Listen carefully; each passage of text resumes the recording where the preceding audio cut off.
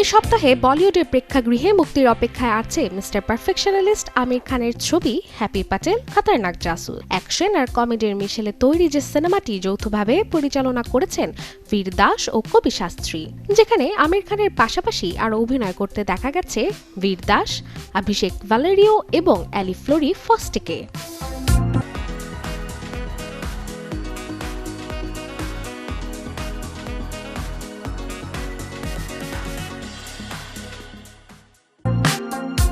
একদিন মুক্তি পাচ্ছে লোককথার কল্পজাল আর আধুনিক হাস্যরসের মিশেলে তৈরি সিনেমা রাহুকেতু।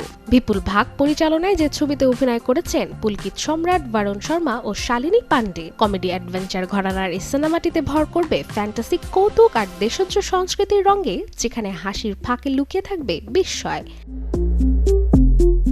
অন্যদিকে শুক্রবার মুক্তির তালিকায় থাকা আরও একটা সিনেমা হলো 1-2 চাচাচা, যেটি যৌথভাবে পরিচালনা করেছেন অভিষেক রাজ ও Rajnish Thakur. Desk report, channel 24।